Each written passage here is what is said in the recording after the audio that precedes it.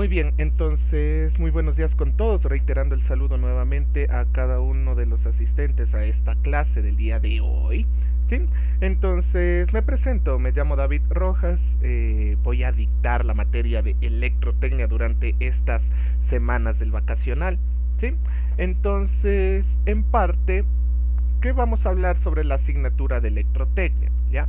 La asignatura de electrotecnia comprende para este primer capítulo, que vamos a revisar esta y la siguiente semana, es una pequeña introducción sobre la electricidad, ¿no es cierto? Lo que son las unidades y escalas, conceptos básicos de electricidad, cargas, experimentos del electroscopio, entonces carga, corriente, voltaje y potencia, o sea, definir esas cuatro variables fundamentales e importantes, lo que es la carga, lo que es la corriente, lo que es el voltaje y la potencia, ¿no es cierto? Ya, entonces, teniendo en cuenta esto, con los contenidos que revisaremos este primer capítulo, a mí me gustaría siempre de igual forma concebir sobre la famosa pregunta que todos los profesores les van a hacer cuando ustedes lleguen a esta asignatura. La primera que les va a decir, ¿qué es voltaje, muchachos? Bueno, pues ahí es donde viene esa situación.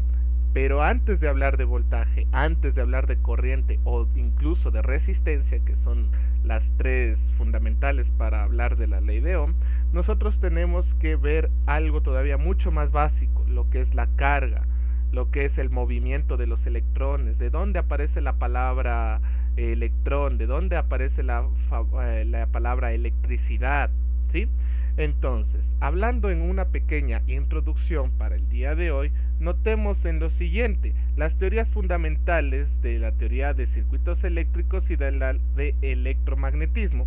Cuando se habla de un análisis de circuito, lo que se busca debe ser estudiar cómo se comporta un circuito, ¿sí? Entonces, ¿a qué hacemos referencia? Un circuito eléctrico, ¿ya? Porque para el siguiente semestre ustedes tienen que, de aquí a otro semestre más, tienen que estudiar en cambio el comportamiento de un circuito electrónico.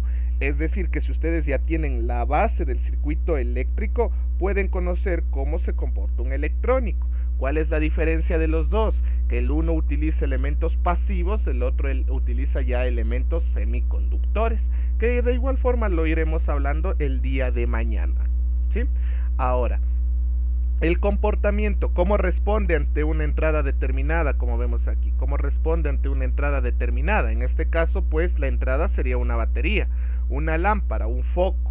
Pongamos desde lo más básico que tenemos en la casa, ¿sí? Cuando tú enciendes un foco, ¿qué estás haciendo? O sea, lo estás excitando con electricidad. Pero cuando estás excitando este foco con electricidad, ¿quién es la entrada? ¿Cuál es la entrada que se produce esto? Pues la entrada es la red nacional ecuatoriana, que en este caso sería la electricidad de Ecuador, que no corresponde nada más y nada menos que a, me adelanto a decirlo, 120 voltios eficaces, ¿ya? ¿Qué significa estos voltios eficaces? Es el voltaje que viaja a través de nuestros enchufes en toda nuestra casa, de todas las casas del Ecuador, ¿sí? Uno dice 120 voltios, esto es peligroso. ¿Qué creen que será más peligroso, el voltaje o la corriente? Entonces, para poder responder estas preguntas, para que no nos agarren en curva, nosotros podemos definir una o varias formas en saber si es más peligroso el voltaje o es más peligrosa la corriente. Y aunque no lo crean, lo más peligroso va a ser la resistencia que nosotros tengamos en el cuerpo, ¿sí? Entonces, ¿qué más? ¿Cómo interactúan los elementos o dispositivos interconectados en el circuito? En este caso, como podemos ver, tenemos una lámpara. Esta lámpara, si está conectada a la batería, pues obviamente se va a encender, ¿no es cierto? O sea, va a prenderse la lámpara, va a iluminarse. ¿Pero por qué? Porque va a tener una circulación de ¿qué? De corriente, ¿no es cierto? De la batería. De la fuente de entrada, ¿qué pasa? Va a haber una excitación que va a mover a los electrones. ¿Para qué? Para encender esta lámpara, ¿no es cierto? Se enciende esta lámpara y se enciende esta lámpara porque hay circulación de electrones, ¿no es cierto? Que van del polo positivo al polo negativo, ¿ya? Ahora, para encender esta lámpara, aunque ustedes no lo crean, ver el encendido de la lámpara es ver el movimiento de los electrones de una manera muy rápida, pero es ver el movimiento de los electrones, ¿ya? De igual forma, ya les voy a explicar lo que es electrón, protón y neutrón, o sea, no se preocupen de esa parte, pero yo quiero que nada más que queden claro que para hablar de electricidad hablamos de electrones, ¿ya? Entonces nosotros vamos a estar familiarizados con esta palabrita, electrones. Entonces, para producir electricidad nosotros debemos mover los electrones, ¿sí? Entonces, mover los electrones de un material conductor, un cable, cobre, aluminio, todo lo que sea material conductor, podemos mover los electrones de ese material conductor y producir electricidad, ¿sí? Entonces, ahora, por esto es importante la definición de algunos conceptos básicos. ¿Cuáles van a ser estos conceptos básicos que vamos a trabajar? En total son 5, ¿no?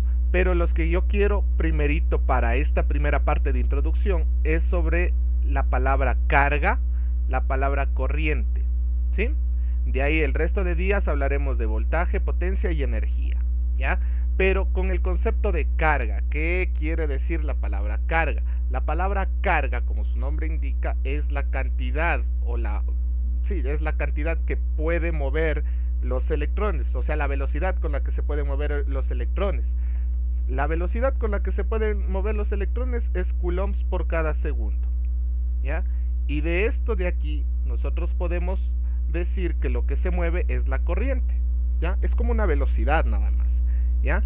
Entonces, la carga son los coulombs, cuántos coulombs hay en tantos electrones, ¿sí? Y eso de igual forma lo vamos a ir viendo, pero los coulombs es la carga que se puede mover para que se muevan los electrones, ¿sí?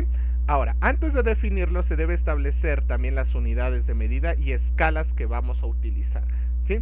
Entonces, antes de ir con todas estas definiciones, nosotros debemos trabajar primero con qué unidades de medida vamos a trabajar. Entonces, presten mucha atención, ¿ya? Las unidades y escalas, el sistema de unidades. Los ingenieros eléctricos trabajan con cantidades mensurables, eléctricos, electrónicos, mecatrónicos, no solamente, aquí estoy discriminando al resto, pero estoy poniendo en general a los eléctricos. Yo soy electrónico, pero de igual forma no lo hablo con todos, sino que discrimino esta parte nada más. ¿Qué medidas se pueden utilizar para estandarizar? O sea, cuando tú vas a hablar con otro ingeniero eléctrico o con un ingeniero electrónico, no puedes decir yo necesito que esta batería sea de 0.003 voltios.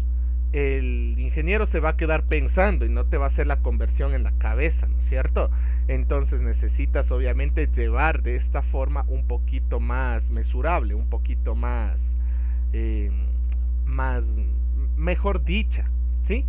Por ejemplo, esto de aquí, me adelanto, si tú le pasas 3 ceros, la coma la pasas 3 espacios hacia la derecha, 1, 2, 3, sería que esto en realidad es decir 3 milivoltios. Entonces tú al ingeniero para presentarle un informe no le vas a decir 0,003 voltios, le tienes que decir 3 milivoltios. Fíjate, ya vamos a ver cómo se hace esta conversión, ¿ya?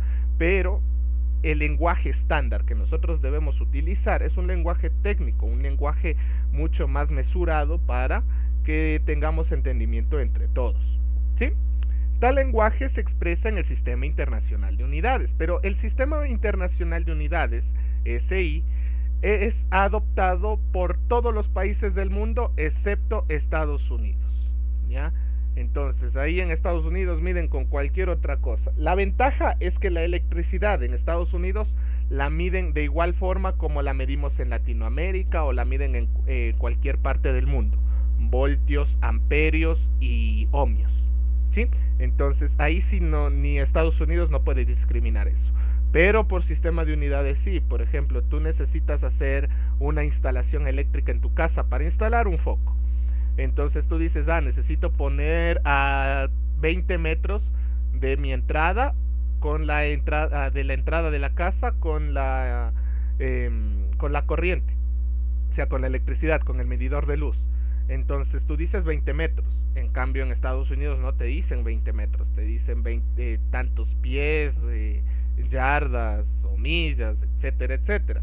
Entonces ahí miden con cualquier cosa menos con el sistema de unidades. Por eso es que han tenido siempre grandes problemas en las construcciones, con pulgadas, con eso. Entonces no es conveniente. Pero para Estados Unidos hay que trabajar con el sistema inglés, ¿sí? En cambio con nosotros como latinoamericanos, Europa, el Caribe, podemos utilizar el sistema internacional. De hecho en todo el mundo excepto Estados Unidos. Ya, ahora, de hecho también otro país, no me acuerdo, solamente Estados Unidos y otro país son los que no utilizan el sistema de unidades, pero ese país es tan desconocido que incluso su nombre es, no se lo puede leerle tanto, o sea, el nombre es medio extraño, ¿no? Ya, pero bueno, el sistema de unidades que vamos a utilizar van a ser los siguientes, quizás ustedes lo han visto en mecánica newtoniana o en física en prepo. ¿Cuál van a ser? La longitud la vamos a medir en metros, el símbolo va a ser la m. La masa, también llamado, bueno, el peso, sabemos que el peso es el newton, ¿no? Pero la famosa masa, el famoso peso, ya voy a mezclar los dos conceptos. Sé que no es correcto decir masa y peso, que sean lo mismo, obviamente no son lo mismo en la física, el peso se mide en newtons, pero si yo hablo de la masa, de lo que pesa una persona, ya, lo vamos a medir en kilogramos, ¿sí? Y el kilogramos es kg, ¿ya? El tiempo lo medimos en segundos, con la letra S. La corriente eléctrica la mediremos en amperios, ampere, con la letra A. La temperatura la mediremos en Kelvin. La intensidad luminosa en candelas, CD. Cantidad de sustancia mol, de molécula, en MOL. ¿Sí? Ahora, profe, ya me hiciste desanimar. Vamos a ver temperatura y cantidad de sustancias otra vez como química y física. No, ¿sí? O sea, aquí la ventaja es que no vamos a ver eso, pero es importante de que sepan como cultura general de que la temperatura en el sistema internacional de unidades no se mide en grados centígrados como nosotros la medimos aquí en Ecuador, ¿sí? La medimos en Kelvin, ¿ya? Pero les voy a poner una ventaja. Cuando ustedes avancen más con su carrera, van a tener que utilizar elementos semiconductores que utilicen la temperatura. Y la temperatura sí les van a dar en grados centígrados. O sea, con eso sí podemos trabajar, ¿ya? La situación, como les menciono, es que la intensidad, la cantidad de sustancia y temperaturas no vamos a utilizar aquí ley de presión de los gases, nada de química, ¿sí? Pero es importante conocerlo, ¿ya? Continuemos con esta parte. Antes de continuar con esta situación, ya, entonces, recordando solamente esta parte, que el sistema métrico es utilizado por la mayoría de países excepto Estados Unidos. O sea, todos los países usan el sistema de unidad excepto Estados Unidos y un país que no recuerdo el nombre, pero está por arriba de la India. No me acuerdo si es Kazajistán o Uzbekistán, pero es uno de esos. No estoy seguro, pero es por arriba de la India. Listo, continuemos. Las unidades y escalas. Entonces, aquí vienen las unidades y escalas internacionales. Estos sí no se salvan ni los de Estados Unidos. Todo el mundo utiliza estas unidades. Todo el mundo, ¿sí? Los marcianos quizás no, pero todo el mundo global, terrestre, terráqueo, sí. Por lo general, las letras cursivas representan la cantidad y las rectas la unidad de dicha cantidad. A continuación se enumeran las cantidades eléctricas magnéticas más importantes junto con las del sistema de unidades, derivadas y sus símbolos. Entonces, verán, nosotros podemos medir la capacitancia de un elemento y medirla en faradios. ¿Ya? ¿Qué significa esto? Tú tienes un elemento que almacena energía. No estoy diciendo un capacitor ni un inductor, nada. Un elemento que almacena energía. Puede ser una batería, puede ser una pila, ¿ya? Entonces, la capacidad de ese elemento, de esa cosita, voy a hacerle aquí como un semidibujo, a ver si le cambio de color, ¿ya? La capacidad que tiene esta cajita de almacenar energía esa capacidad se la conoce como capacitancia, ¿sí? Entonces, esa capacitancia se la va a medir en faradios con la letra F, ¿sí? Estas son las unidades, de hecho aquí esto sería unidades.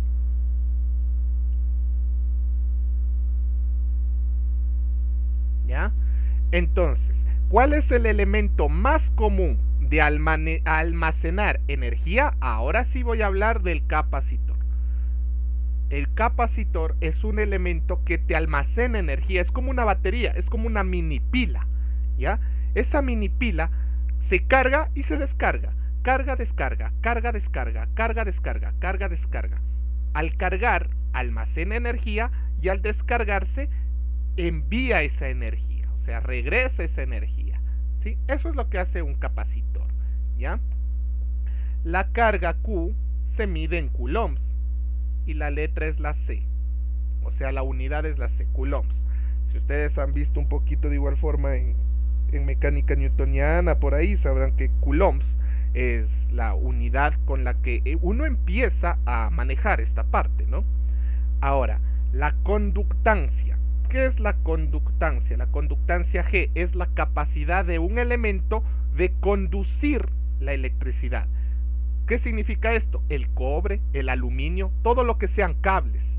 Sí, cobre, aluminio, el oro también es un conductor de electricidad, de hecho es el conductor de electricidad más puro. El platino también me parece que puede conducir la electricidad, si no estoy mal, si mi memoria no me falla. Aluminio, cobre, el estaño y algunas otras más, ¿no? Ahora, ¿cuál es la situación a tener en cuenta? La conductancia, como digo, es la capacidad de un elemento de conducir la electricidad, se mide en siemens. Esto es nuevo para ustedes, ¿sí? Un cable se puede medir en siemens, en capacidad de conducir la electricidad. Mientras más siemens, mucho mejor, es un elemento muchísimo más puro. Ejemplo, el oro, ¿sí? El oro es un elemento que, wow, o sea, para conducir electricidad es cuasi perfecto. No perfecto porque no existe, pero cuasi perfecto. Hagamos referencia, los elementos, los metales han sido utilizados de esa forma para poder o sea, han sido utilizados para producir microprocesadores, chips, los teléfonos actuales que tenemos, obviamente, los microprocesadores de esos teléfonos tienen oro adentro porque su conductancia es cuasi perfecta, ¿sí? ¿Qué más? Permítanme un minutito. Ya, como siguiente tenemos, ¿qué tenemos? Tenemos la energía, lo que acabé de decir, ¿no es cierto? Lo que se almacenaría en el capacitor, o sea, lo que está dentro del capacitor. ¿Qué es lo que está dentro del capacitor? La energía. La energía se le conoce como J, pero su unidad es el joule, ¿no es cierto? ¿Cuántos joules de energía puedes cargar? ¿Cuántos joules de energía puedes levantar? ¿Cuántos joules de energía, no es cierto? Entonces, ojo, no nos confundamos. En este caso, esta energía es la energía eléctrica, ¿sí? ¿Por qué? Porque también tenemos nosotros la energía mecánica, ¿no es cierto? La energía mecánica que podemos utilizarla para mover un carro, la energía mecánica con la que, por ejemplo, nosotros en el gimnasio podemos levantar un peso, con la que nosotros podemos levantar algo pesado. Ese también es energía, pero esa es energía mecánica, ¿sí? En este caso hablamos de energía eléctrica. ¿Cuál es la diferencia? La energía mecánica la puedes ver, ¿sí? Porque si tú fuiste al gimnasio puedes levantar tantos kilos. Entonces, al levantar tantos kilos, wow, o sea, estás perfecto, ¿no es cierto? Puedes ver cuánto levantas. En cambio, en la eléctrica no, ¿sí? Es cierto que, por ejemplo, hay capacitores de todos los tamaños. El capacitor más grande puede almacenar más energía, pero eso solamente lo ves porque te lo dice el fabricante. Pero en realidad tú puedes ver la energía eléctrica. En un cable, en un conductor, no. Pero cuando ponemos un foquito, una lámpara, cuando podemos ver un LED, por ejemplo, sí, ahí podemos ver. Recuerden, todo lo que sea focos, todo lo que ustedes puedan ver como focos, como LED, la pantalla de tu celular, la pantalla de tu computadora, todo eso que tú puedes observar sería la energía eléctrica, pero ya transformada. Fíjate, ¿cómo es que nosotros podemos convertir estos 120 voltios eficaces de la red ecuatoriana, cómo podemos convertirlo en esto que estás viendo en este momento? ¿Cómo podemos convertirlo en la pantalla de tu celular? ¿Cómo podemos convertirlo en música, no es cierto? Todo eso pasa a través de procesos y sistemas con modificación de señales, de todo eso, para obtener un resultado final, ¿sí? Entonces, en este caso nosotros estoy viendo desde lo básico de la electricidad. En base a esto nosotros podemos avanzar hasta llegar a sistemas de control y sistemas avanzados, que son lo que estamos viendo en este momento. O sea, viendo, no me refiero a la diapositiva, no, me refiero viendo a el color naranja que estás viendo, todo, o sea, todo en referencia a eso. Listo. La frecuencia, ¿qué es la frecuencia? La frecuencia con la letra F y se mide en hercios. A partir de hoy quiero que le pierdan el miedo a la palabra hercios. ¿Qué es la palabra hercios? Hercios no es nada más y nada menos que decir ciclos por cada segundo. ¿Cuántas veces se repite en un segundo? Eso significa ciclos por segundo. En cálculo en una variable se puede visualizar que ustedes pueden tener una función a trozos, ¿no es cierto? Algo así. ¿Ya? Entonces, notemos esta señal cómo se repite. Esto es una señal diente de sierra. Aquí se repitió una vez, se repitió 2 veces, se repitió 3 veces, se repitió 4 veces. Yo necesito contar cuántas veces se repite en un segundo.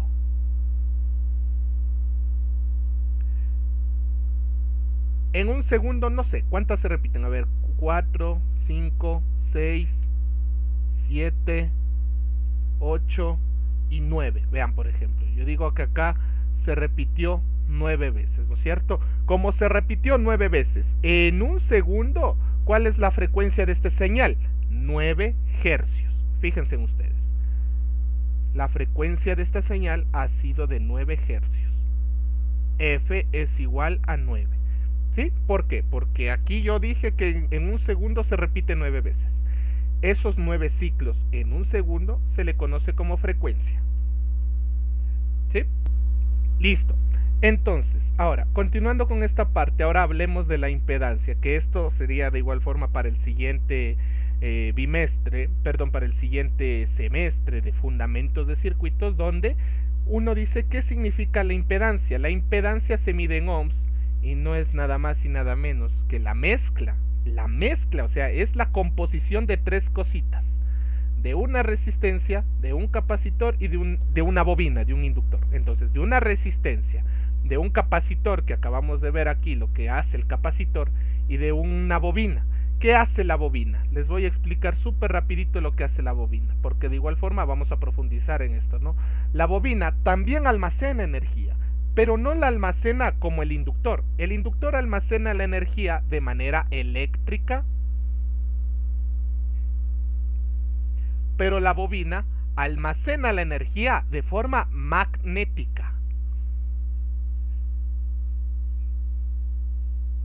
Esa es la única 2 diferencias que deben tener en claro entre el capacitor y el inductor. ¿Los dos almacenan energía? Por supuesto que sí. El uno la almacena de forma eléctrica y la otra de forma magnética. ¿Sí? Eso deben tener muy en claro, ¿ya? Obviamente lo voy a volver a repetir en las siguientes clases, pero a tener siempre en cuenta que un capacitor lo almacena en eléctrica, una bobina magnética. ¿Sí? Entonces, cuando ustedes hacen un arreglo de resistencias, capacitores e inductores, pueden obtener un equivalente en impedancia. La impedancia lleva la letra Z y se mide en ohmios. O sea, ¿es como una resistencia, profe? Sí, es una resistencia. ¿Ya? ¿Por qué? Porque la resistencia, acá notemos, con la letra R, también se mide en ohmios. ¿Ya? Pero esta es la base. Recuerden, la resistencia, ahora, hablemos de la resistencia. La resistencia, quiero que te imagines que en un río se cayó un árbol. ¿Ya? Entonces, ¿qué pasa si se cae el árbol en el río? El flujo con el que venía el agua, la fuerza del agua, se reduce, ¿no es cierto? Es lo mismo que ocurre. Ahora, quiero que pienses en el río de agua, ¿sí? Un momentito, podemos cerrar los ojos. Cierren los ojos e imaginen un río que tiene una bastante cantidad de agua y que está yendo súper rápido, ¿ya? Ese flujo de agua se le conoce como corriente eléctrica. Se cae el árbol en el río, ¿no es cierto? Se cae el árbol en el río. Ahí, bueno, no estoy dibujando tan bien. Sepan disculpar, mis dibujos no son precisos. Se cae el árbol en el río y ahora, ¿qué es lo que ocurre? El flujo que venía rapidito, ¿no es cierto? Ahora, ¿qué pasa? Viene más despacio, ¿no es cierto? Se hace más pequeño. Entonces, ¿qué ocurrió? El flujo de agua se redujo, ¿no es cierto? El flujo de agua se reduce. Ya es lo mismo que ocurre con la electricidad. El árbol caído es la resistencia, mientras que el flujo de agua es la corriente. Entonces reduce la corriente, o sea, reduce el paso de la corriente eléctrica. Eso es lo que hace la resistencia, reducir el paso de la corriente eléctrica, ¿no? Entonces la resistencia se mide en ohmios. Ok. Ya, entonces, ahora, ¿qué más? La inductancia, como les acabo de decir, la inductancia es la bobina, es esto, ¿no es cierto? Se mide en L, o sea, se pone la L, ¿ya? Y eso se mide en henrios. Aquí dice Henry, pero en español es henrios, ¿no? Fue un Henry, no sé cómo, el que descubrió el almacenamiento de la energía de forma magnética y por eso creó las bobinas, ¿sí? Entonces la inductancia es L, pero se mide en henrios, ¿no es cierto? Ustedes se preguntarán, profe, ¿pero qué son estos símbolos que tú estás poniendo a la izquierda? Son la forma de definirlos. Por ejemplo, yo digo capacitancia, C es igual a 20 faradios. Q es igual a 20 coulombios, G es igual a 20 siemens, energía W es igual a 20 joules, frecuencia F es igual, así como lo puse aquí, 9 hercios. O sea, esta es la forma de definir de lo que estás hablando y lo que está a la derecha, las unidades de medida con la que los mides, ¿no es cierto? Porque yo te puedo decir, un capacitor C es igual 20 faradios. Automáticamente en tu cabeza ya se te viene, vale, C es igual 20 faradios, o sea que la capacitancia ha sido de 20 faradios. Así lo estás diciendo. Te digo rápidamente, una resistencia R es igual a 100 ohmios. Entonces dices resistencia, R es igual a 100 ohmios. Vale, es una resistencia de 100 ohmios. Así es como lo tienes que ir leyendo, de izquierda a derecha, de izquierda a derecha, de izquierda a derecha, ¿sí? Ahora, ¿qué más? ¿Qué nos falta revisar en este caso? La potencia. La potencia es el trabajo aplicado en un circuito eléctrico, ¿sí? O sea, la potencia es cuánto trabajo necesita para encender un foco, por ejemplo, ¿sí? Y esto se mide en watts, ¿ya? ¿Por qué esto se mide en watts? Quiero que presten pero muchísima atención con esto. Imagínense que ustedes tienen un foco de 10 vatios, 10 watts, ¿ya? 10 vatios o watts es lo mismo, ojo, ¿no? Cuidado, watts, famoso vatios, watts, vatios es exactamente lo mismo, ¿no? Es la potencia, se pone P. P es igual a, el foco es de P igual 10 vatios. Entonces, ¿qué significa esos 10 vatios? Que el foco necesita como mínimo 10 vatios para encender. Si tú le mandas solamente 9 vatios, el foco no se va a encender, o se va a encender súper atenue, o sea, despacito, no se va a encender completo, ¿sí? Es como cuando estábamos en la época de los apagones, o sea, si teníamos un foco, o sea, y regresaba la luz, ¿qué pasaba con el foco? Se prendía atenuado, ¿no es cierto? No se prendía de golpe, sino se prendía atenuado y después se prendía completo. ¿Es por qué? Por esta potencia, por el trabajo que consume ese foco, ¿sí?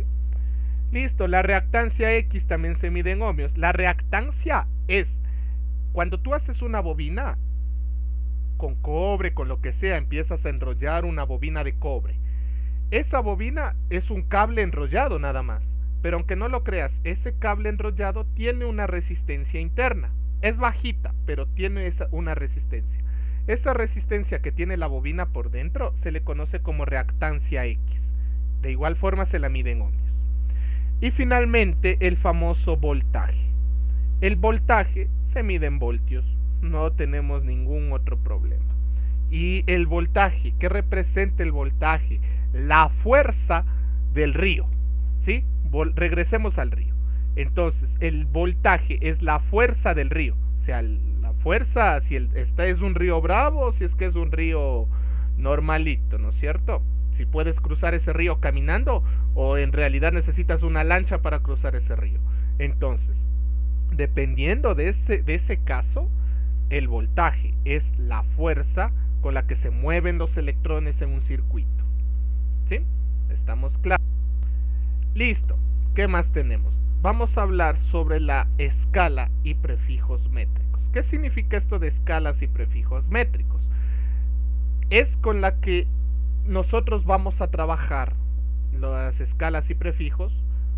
Cuando yo les dije arriba, ¿no es cierto? ¿Qué pasa si yo tengo 0.003 voltios? O sea, decir 0.00 es un escándalo, o sea, no se puede decir eso. Se tiene que utilizar prefijos, ¿ya? En este caso, una gran ventaja del sistema de unidades es que se pueden utilizar prefijos basados en las potencias de 10 para relacionar unidades más grandes o más pequeñas, como la unidad básica o fundamental. Ejemplo, tú tienes 10 a la 4. 10 a la 4 es 10.000. O sea, 1 multiplicado por 10 a la 4. Eso me da 10.000. Entonces, fíjate, cómo tú puedes relacionar. En lugar de decir 10.000, tú puedes decir por 10 a la 4, ¿no es cierto? Esta es la situación, que en lugar de decir 10.000, tú puedes decir por 10 a la 4. En lugar de decir 0.0001, como lo ves en este caso, aquí en el de abajo, este sería con potencias negativas. En lugar de decir 0.0001, tú puedes decir por 10 a la menos 4. ¿Por qué a la menos 4? Porque miren, aquí está la coma y cuántos espacios tengo que recorrer para que me dé este 1, la fundamental.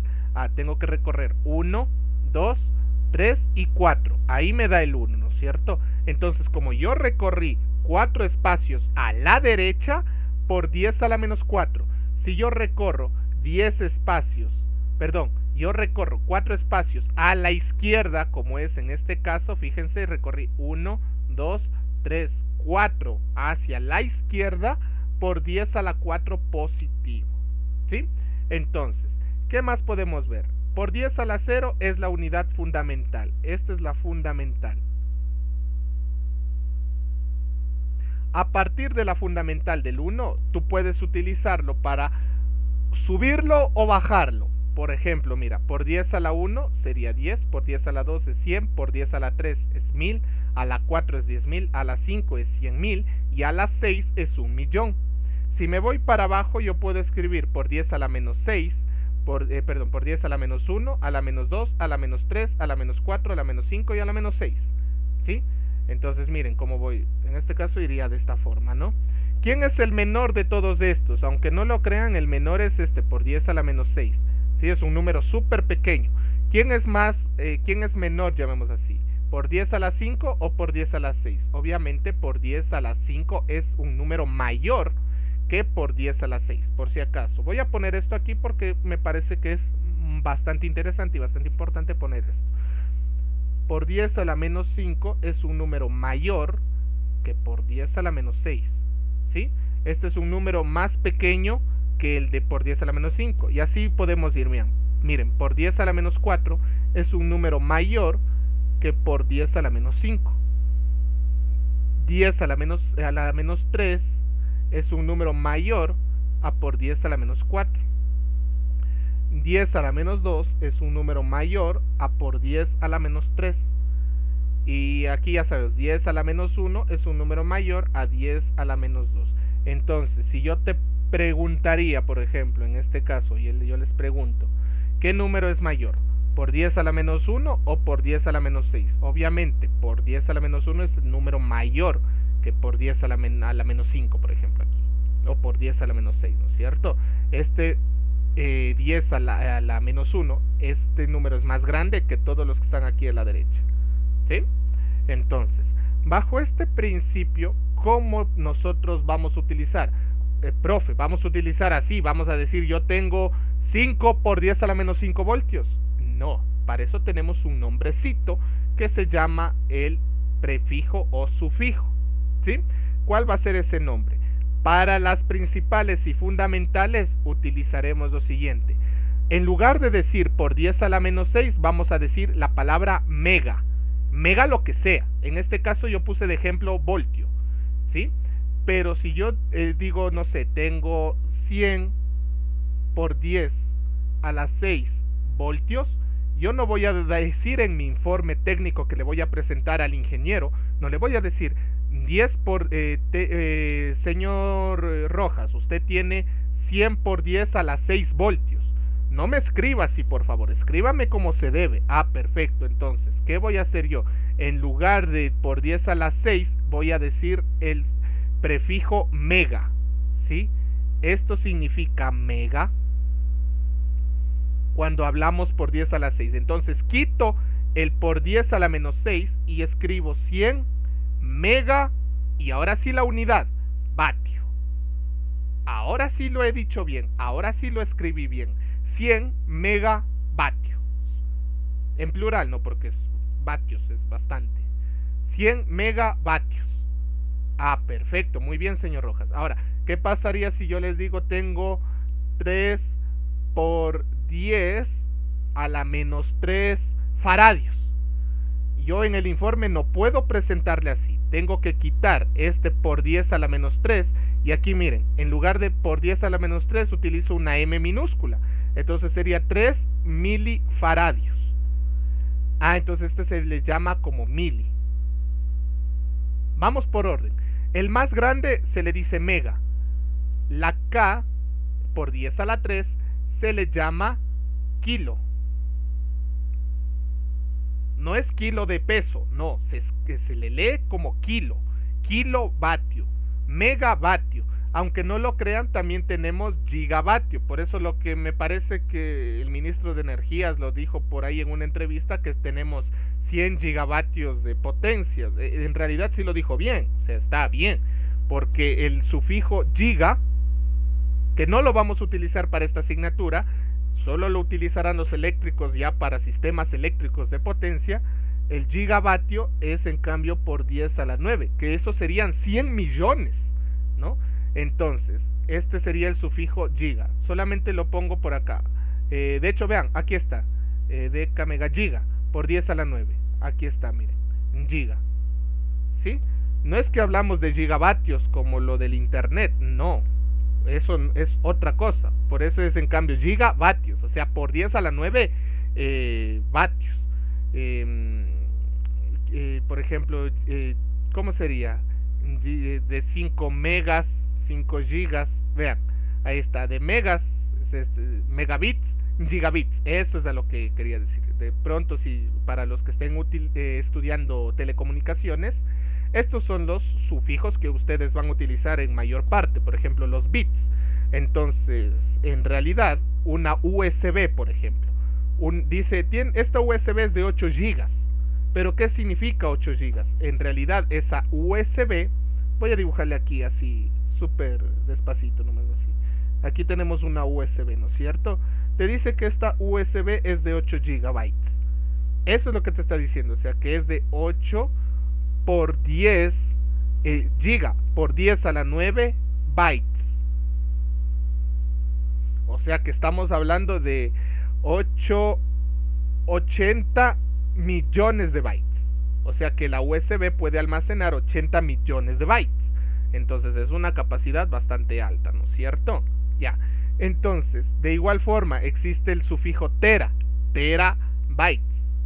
Los discos duros de nuestras computadoras, pues los más actualizados tienen hasta 1 terabyte de memoria, es decir, 1 por 10 a la 12 bytes de memoria.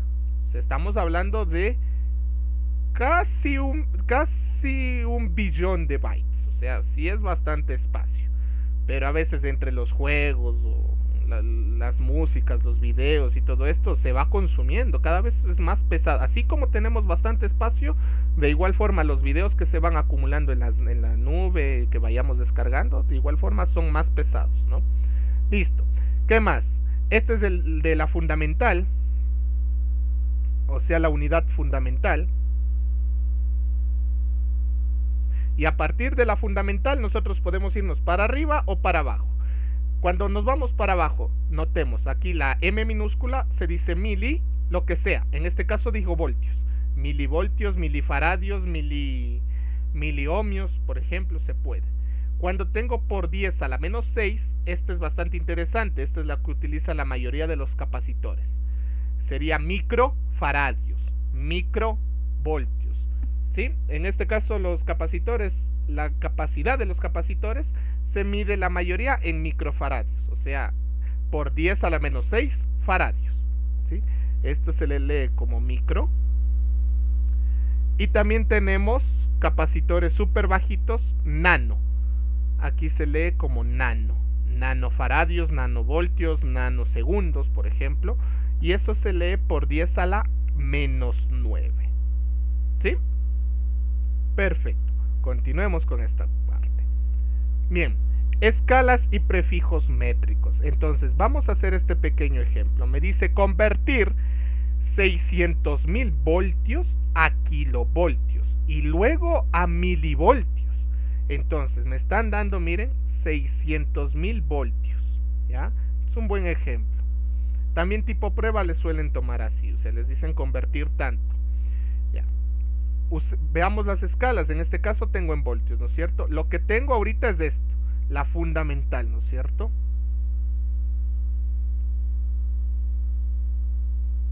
¿Ya? Entonces, ¿cómo convierto? Ahorita tengo esto, ¿no es cierto? Tengo 600.000 voltios. Aquí está 1, obviamente, ¿no? Pero ese 1 por cuánto multiplico o por cuánto tengo que dividir. Ok, entonces, bajo esta fundamental, a mí me están pidiendo, recuerden, y mírenlo por favor, me están diciendo a kilovoltios. Entonces me están pidiendo este caso de acá. Y también me están diciendo que lo lleve a milivoltios, que sería a este caso de acá. Listo, entonces ahora sí, ¿cómo hacemos? Como hemos hecho en química las transformaciones, de igual forma es exactamente lo mismo acá. Fíjense en ustedes, coloco los 600.000 voltios, la fundamental, y multiplico por, ya, arriba tengo voltios, entonces yo tengo que quitar estos voltios, ¿no es cierto? Tengo que eliminarlos. ¿Cómo los elimino? Bueno, pues acá simplemente tengo que la unidad a la que quieres llevar, quiero llevar a kilovoltios, ¿no es cierto? Entonces, a kilovoltios, ¿qué tengo que hacer para llevarle a kilovoltios? Un kilovoltio equivale a ¿cuánto? 10 a la 3 voltios. Entonces ahora sí, voltios con voltios se van, ¿no es cierto? ¿Y la unidad en qué me queda? En kilovoltios, ¿no es cierto? Entonces, ¿qué tengo que hacer? 600.000 multiplicado por 1 y dividido por 10 a la 3. Profe, ¿por qué por 10 a la 3? Porque estoy utilizando este, recuerden, ¿sí? Este es el que estoy utilizando aquí, ¿sí? Por si acaso. Estoy utilizando este de aquí, ¿no? Este. Ya, ahora, ¿qué es lo que ocurre? Bueno, 600.000 dividido para 1000, porque por 10 a la 3 es 1000, ¿no es cierto? 600.000 dividido para 3, prácticamente se van 3 ceros, vean. 3 ceros, chao estos 3 ceros. La respuesta, ¿cuánto me ha quedado? Entonces, 600.000 voltios es lo mismo que decir 600 kilovoltios. Muy bien, ahora vamos a trabajar con el segundo, ¿no es cierto? Con milivoltios. Entonces, ahora, ¿cómo hacemos esto? Ahora, nuevamente, coloco la fundamental, 600.000 voltios multiplicado por, ¿a qué unidad le quieres llevar? Le quiero llevar a milivoltios, ¿no es cierto? Entonces, un milivoltio, ¿a cuánto equivale? Un milivoltio equivale a 10 elevado a la menos 3. Entonces, esto dividimos por 10 a la menos 3. Y aquí, como nos damos cuenta nuevamente, ¿no es cierto? ¿Qué es lo que ocurre? Voltios con voltios se van y la respuesta me queda en milivoltios. Si yo introduzco esto en la calculadora, 600.000, ¿no es cierto? 600.000 multiplicado por 1 y dividido para 10 a la menos 3, la respuesta aquí me da 600 millones de milivoltios. ¿Sí? Aquí se lee 600 y aquí van 3, ¿no es cierto? 600 millones de milivoltios. claro, es una unidad más pequeña. Como estamos hablando de una unidad más pequeña, estos 600.000 se agregaron 3 ceros, ¿no es cierto? Vean, acá quité 3 ceros para llevarle a kilovoltios. Acá aumenté 3 ceros para llevarle a milivoltios. O sea, mil hablamos de chiquitos voltios, ¿sí? Entonces, bajo esta premisa, recuerden entonces, los 600.000 voltios también es lo mismo que decir 600 millones de milivoltios. ¿Sí? Muchísimas gracias. Perfecto. Continuemos. Conceptos básicos de la electricidad. Ahora, ¿qué es lo que viene con esta parte? ¿Qué es la electricidad? Ahora sí vamos con esta bendita parte, ¿no es cierto? ¿Qué es? El origen de la palabra electricidad radica en la palabra en griego electrón, ¿sí? Entonces, como proviene de la palabra del griego electrón, ¿qué significa esto? Electrón, bueno, aquí nos damos cuenta que tenemos como un collarcito bonito nada más para representar lo que es el electrón que se utilizaba en la antigua Grecia, ¿sí? En pocas, lo que me están diciendo que la electricidad es la acción y efecto de los electrones. Todo material tiene electrones, todo material, todo lo que tú te imaginas, todo lo que tú piensas tiene electrones, todo lo que tú piensas tiene neutrones, protones, todo, absolutamente todo, ¿sí? Entonces, ¿cuál es la única situación? Que hay elementos que tienen más o menos electrones. O sea, si hablamos ya en la tabla periódica, en la tabla química. La tabla periódica es prácticamente todo lo que está compuesto la Tierra, todo lo que está compuesto la materia, ¿no es cierto? Cuando hablamos de materia hablamos de la mesa, hablamos de tu computadora, hablamos de tus manos, de tu cerebro, de todo. Todo eso está compuesto de materia. Ahora, esa materia, en efecto, se puede visualizar, ¿no es cierto? O tenemos más o menos electrones, ¿sí? Porque todo tiene electrones, todo, absolutamente todo. Pero ¿qué tiene más y qué tiene menos electrones? En este caso notemos aquí como este ejercicio quizás lo habrán hecho ustedes en la escuelita, ¿no es cierto? ¿Qué hacemos aquí con la escuelita? Creo que frotábamos en nuestra cabeza un esfero, poníamos pedacitos de papel y se levantaba, ¿no es cierto? Eso también es electricidad estática. Es electricidad. ¿Por qué es electricidad? Porque al momento de que tú friegas el esfero a tu cabeza y pones los papelitos, ¿por qué se levantan los papelitos? Los papelitos se levantan por la atracción de electrones, por la atracción que existe en sus internas, ¿no es cierto? La excitación que tienen en sus electrones de moverse, sea positivamente o negativamente, ¿sí? Entonces, bajo esta premisa, quiero que se fijen lo siguiente: todo material está compuesto de electrones, todo material está compuesto de electrones. Para hablar de los electrones, primero debemos hablar del átomo. Entonces, ahora sí vamos a la parte global. Toda materia está compuesta de átomos y de moléculas. ¿Cuál es la diferencia? Bueno, ¿quién es más grande? ¿El átomo o la molécula? Creo que se entiende que el átomo es más pequeño, me parece, o la molécula, y ya me olvidé. Pero si de igual forma quieren corregirme, por favor, háganlo sin ningún problema, porque de profundizar con química no lo voy a hacer, obviamente.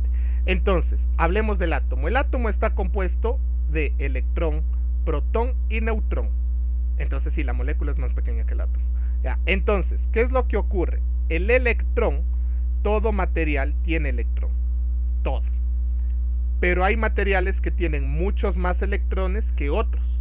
Los que casi tienen pocos electrones o nulos electrones, el famoso plástico, los aislantes, los que no conducen la electricidad, ¿no es cierto? No sé si alguna vez has visto que dice, voy a ponerme estos zapatos aislantes. ¿Qué significa? Que la suela es hecha de un material que tiene poquísimos electrones. Con eso ya no se puede conducir la corriente eléctrica, ¿no es cierto? Pero en cambio, el cobre, el aluminio, todos los metales que te puedas imaginar, en cambio están compuestos de electrones, o sea, tienen muchísimos electrones, lo que facilita el movimiento y la carga de estos, ¿no? Perfecto. Ahora, continuamos con esta parte. Ahí estamos, listo. Me olvidaba. Entonces recordemos, los electrones se encuentran siempre alrededor del átomo, ¿no es cierto? Están siempre en circulación. En el núcleo se encuentran los protones y neutrones, los que estabilizan un átomo, ¿sí?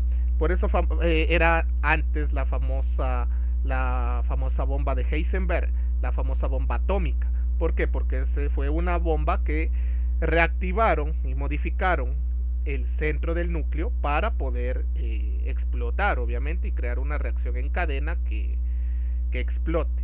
Ahora, la situación también radica, esa es buena película de que la puedan revisar, es la película de Oppenheimer, Oppenheimer, mil disculpas, me olvidé, lo dije mal, dije Heisenberg, no es Heisenberg, es Oppenheimer.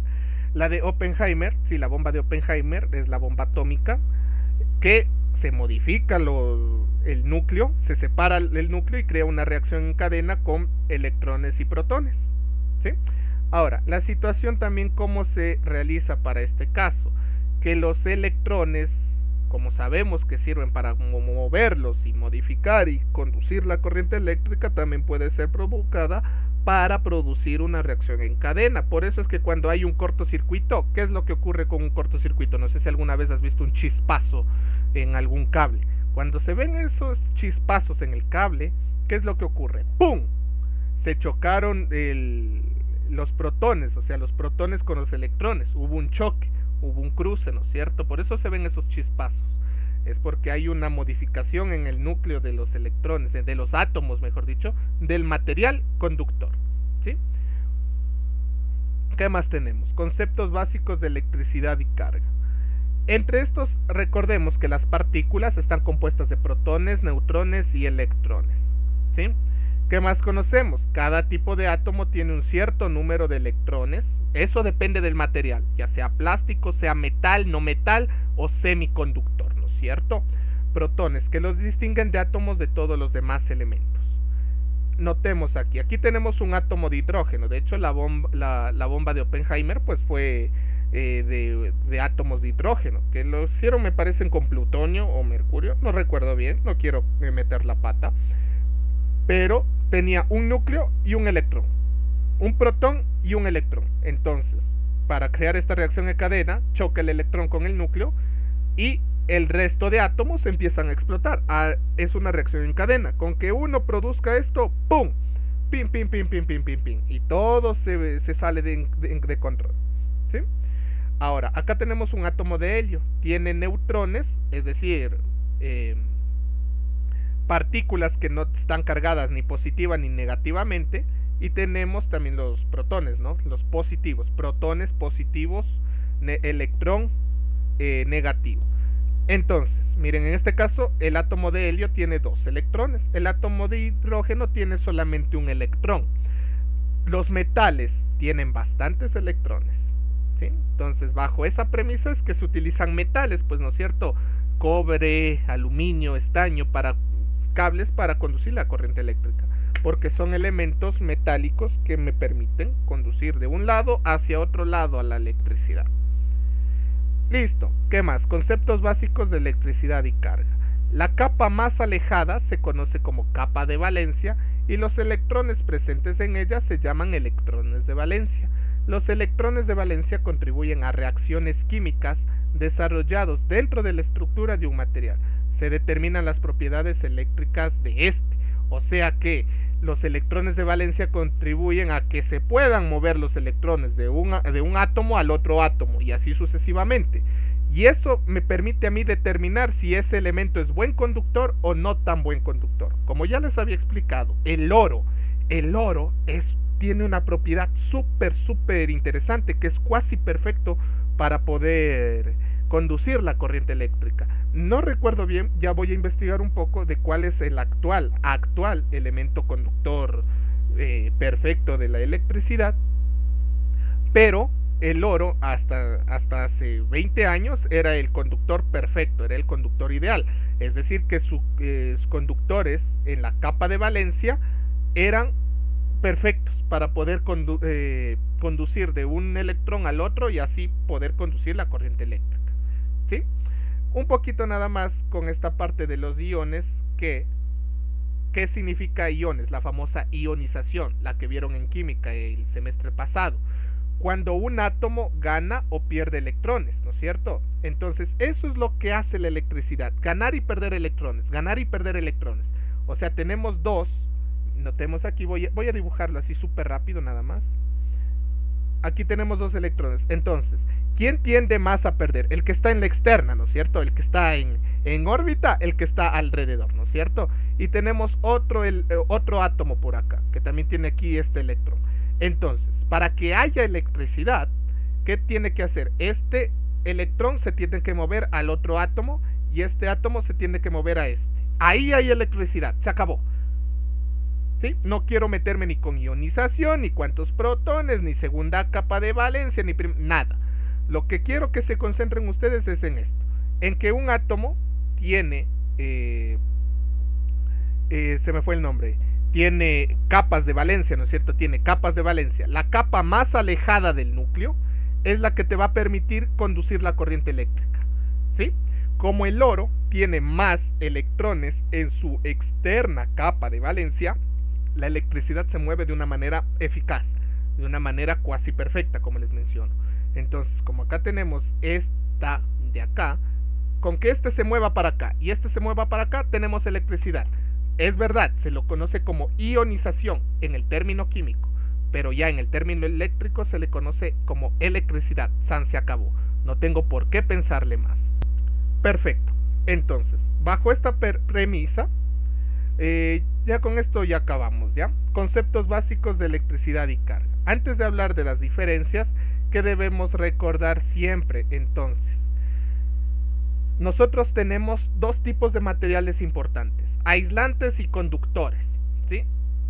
Ustedes podrán darse cuenta que cuando compran un cable, compran con el plastiquito que le rodea al metal, ¿no es cierto? Lo que está dentro del cable es el metal, es el material conductor. Y el plástico que rodea al metal se le llama aislante. Chicos, los dos tienen electrones, cierto es, pero uno tiene más electrones que el otro. ¿Quién? Obviamente el conductor. En este caso, por ejemplo, el cobre, ¿no es cierto? El cobre tiene más electrones que el aislante en su última capa de valencia. Entonces, obviamente, el aislante no va a conducir la corriente eléctrica, o bueno, a menos de que haya calor y excesivo calor y excite a los electrones de última valencia, y ahí puede haber cortocircuitos. Por eso es que es importante también ya en la industria, cuando ustedes vayan a hacer una instalación eléctrica en una industria, o vayan a hacer una instalación de internet, lo que sea que tengan que hacer en una industria, deben tener muchísimo en cuenta el aislante con el que van a poner los cables. ¿Sí? Porque no es lo mismo utilizar un cable de calibre tanto con un alambre de calibre tanto, ¿sí? Eso deben tener muy en cuenta, y eso de igual forma lo iremos viendo en este curso. Porque si ustedes ponen un alambre de tanto, ¿qué es lo que ocurre? Ah, chuta, no se puede. O sea, y se va a comer, va a haber conducción magnética, y esa conducción magnética va a excitar al aislante y va a haber un cortocircuito. Por más de que los cables pareciera que estén bien aislados, si es que no se escoge bien el calibre, puede excitar el aislante y pueden haber cortocircuitos. Y eso creo que se puede comprobar fácilmente en las famosas duchas eléctricas, ¿sí? Si es que vino un eléctrico así nomás y vino e hizo la instalación de la ducha eléctrica, yo puedo apostar que esa ducha eléctrica ya tuvo su cortocircuito y ustedes ni se dieron cuenta, ¿sí? Entonces, de la misma forma, ¿no es cierto? Aquí podemos darnos cuenta. Tenemos aislantes y tenemos conductores. Entonces, vean, los electrones para moverse de la última órbita para acá es mucho más difícil en aislantes que en conductores. En conductores sí, chan, hay electricidad, chan, se mueven. Acá no se mueven, o se mueven súper lento, o casi no se mueven, ¿sí? Los materiales conductores, aquellos que permiten el paso de la corriente, ¿sí? Tienen un gran número de electrones libres y se caracterizan por poseer de 1 a 3 electrones de valencia en su estructura. La mayoría de los metales son buenos conductores. La plata es el mejor material conductor. Entonces sí, la plata es el mejor material, eso iba a decir. La plata es el mejor material conductor y el cobre es el siguiente. El cobre es el material conductor más ampliamente utilizado porque es menos caro que la plata. En circuitos eléctricos se ocupa comúnmente alambre de cobre, pero también se utiliza alambre de aluminio, ¿verdad? ¿Por qué alambre de aluminio, profe? Porque si ustedes se dan cuenta, aquí en Ecuador tenemos los postes de luz, ¿no es cierto? Ya. Entonces, los postes de luz, todos los postes de luz tienen cables de aluminio, aunque ustedes no lo crean. ¿Y eso cómo así, profe? ¿Más barato? No. En realidad se utiliza alambres de aluminio. ¿Por qué? Porque los cables están a la intemperie. O sea, reciben lluvia, reciben viento, reciben agua, reciben frío, reciben calor. Entonces ese alambre de aluminio tiene que aguantar. Entonces el aluminio, la ventaja es que no se oxida. ¿Ya? El alambre de aluminio no se oxida. Pero en Quito, por ejemplo, en el centro histórico, todos los cables van por debajo de la tierra. Entonces acá también utilizarán aluminio, profe. No. Por debajo de la tierra, en cambio, se utiliza elementos de cobre. Profe, pero no dijiste que el cobre se oxidaría. Sí, pero el cobre se oxidaría si estuviera en la intemperie. Pero en cambio, si está bajo tierra, no recibe calor, no recibe luz, el cobre no se oxida. Sin embargo, ¿qué pasaría si es que el aluminio estuviera por debajo de la tierra? Ahí en cambio hay humedad, ¿no es cierto? Y esa humedad no le oxida al cobre, pero le sulfata al aluminio. Si vean, ahí tenemos esas dos interesantes reacciones químicas que le ocurren a los cables, ¿sí? El aluminio se sulfata en la humedad bajo la tierra, pero el cobre se oxida si es que estuviera en intemperie, ¿sí? Entonces la empresa eléctrica en todo el Ecuador, todas las empresas eléctricas utilizan estos dos elementos: aluminio para llevarlos al aire y cobre para hacer soterramiento, o sea, para llevar los cables por debajo de la tierra y ya no tengamos tallarines en el cielo, ¿no es cierto? Entonces, eso es la situación interesante, ¿sí? Es cierto, se utiliza más el cobre y de hecho lo utilizamos bastante para los proyectos eléctricos y todo eso, pero también podemos utilizar aluminio. No digan, no se puede decir que no, se puede utilizar también aluminio, ¿no? Y esta situación interesante con esta parte, por favor. Muchísimas gracias. Continuemos con esta última presentación. Ahora, ¿qué más? Conceptos básicos. El cobre, el átomo de cobre tiene 29 protones, tiene 4 capas de valencia y en la última capa de valencia tiene un electrón. Este electrón se va moviendo, o sea, obviamente el material de cobre, el cable de cobre tiene más átomos, obviamente, y cuando tú le excitas con la electricidad, se mueve de este átomo al otro átomo y así sucesivamente. O sea, hay el proceso de ionización que les expliqué anteriormente, ¿no es cierto? Con ese proceso de ionización se produce la electricidad. El átomo de cobre tiene 29 electrones que orbitan en el núcleo en 4 capas. El número de electrones presentes en cada capa sigue un patrón predecible con la siguiente secuencia: 2n a la 2. ¿Sí? Entonces, ¿qué significa en este caso? Bueno, pues siguiendo, n es el número de la capa. Yo quiero saber cuántos electrones hay en la capa 2. Entonces yo puedo rápidamente hacer lo siguiente. Esto es importante porque puede ser pregunta de pruebita, ¿no? Así que presten mucha atención. Si yo necesito saber cuántos electrones tiene la tercera capa de cobre, entonces 2, 3 al cuadrado, ¿no es cierto? ¿Cuánto me da esto? Esto me da 18. Entonces tenemos 18 electrones en la tercera capa. Profe, necesito saber cuántos hay en la primera capa. En la primera capa hay 2. Correcto, en la primera capa tenemos 2 electrones. En la segunda capa, ¿cuántos tenemos? En la segunda capa tenemos 8 electrones. Correcto, en la segunda capa 8 electrones. Y en la cuarta capa deberíamos tener 32 electrones. Pero aquí no ocurre porque en la cuarta capa solamente hay un electrón, porque solamente un electrón se gana, un electrón se pierde, y ahí es lo que viene el proceso de ionización. Esta fórmula me sirve para primera, segunda y tercera capa, ¿sí? Nada más. Notemos entonces, la primera capa de cualquier átomo puede tener hasta 2 electrones, la primera capa, hasta 2 electrones. La cuarta capa hacia arriba hasta 32 electrones, lo que les dije, ¿no es cierto? Pero tiene un electrón de valencia. O sea, alrededor hay 32 electrones, cierto es, pero un electrón de valencia, es decir, el electrón de valencia es el que gana y pierde, el que me produce la electricidad, ¿no es cierto? Por eso es que aquí se coloca exactamente este átomo de cobre, que es con el que se utiliza todos los materiales, todos los materiales de cobre para producir electricidad.